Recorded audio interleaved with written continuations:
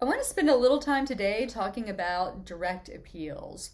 A direct appeal challenges legal errors that occurred during your case.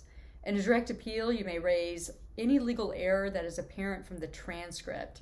Now, generally, you're searching for errors that the trial judge committed during the course of your trial that impacted your right to the fair trial. Now, some common claims that are raised in direct appeal might be that the trial court erred in allowing certain evidence into your trial, like a statement or an identification.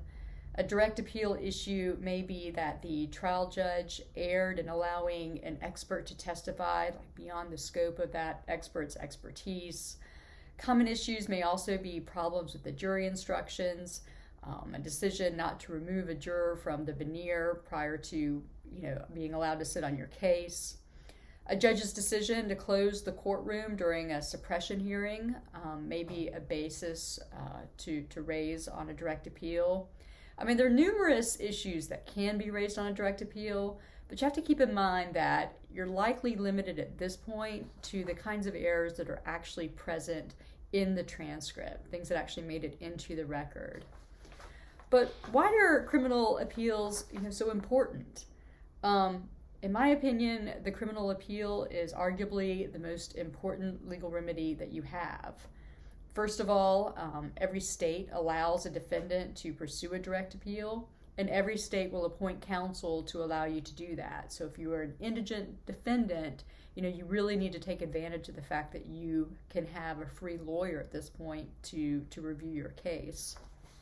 But importantly also, the direct appeal is just critical to reframing your case. Now, before you file the direct appeal, you should have already conferred with an experienced lawyer about all the issues in your case. Whether or not there was evidence that was not presented to the jury, whether witnesses were not called who should have been. You need to start kind of identifying what are like the core injustices of your case, at the outset of your conviction. Because knowing that, a skillful appellate attorney can begin to incorporate and highlight specific facts that may drive the narrative in your case kind of going forward.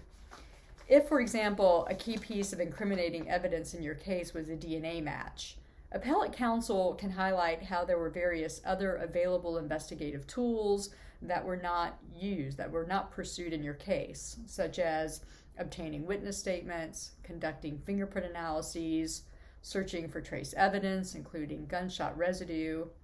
Counsel can start chipping away at the reliability of that DNA evidence by highlighting the fact that the prosecution expert's witness was relatively inexperienced. There was no testimony presented whether or not that laboratory was certified. In other words, appellate counsel can begin setting out some of the areas in which the evidence presented at trial was not as forceful as it may initially have appeared, or as forceful as the prosecutor argued to the jury. So even if you don't win a case on direct appeal, the reframing of the case that can happen at that point can really sort of set up like later litigation opportunities in your favor. One thing that we don't talk enough about is how many times people who are exploring their post-conviction remedies generally do not have sort of like a cohesive, coherent narrative of the injustices in your case. And the direct appeal is just critical for beginning to kind of set the stage for even subsequent litigation, even if you're not successful on that initial direct appeal. So if you have any questions about direct appeals or any subsequent litigation, please feel free to give our firm a call at Elizabeth Franklin Best PC. We can be reached at 803-445-1333. Thanks.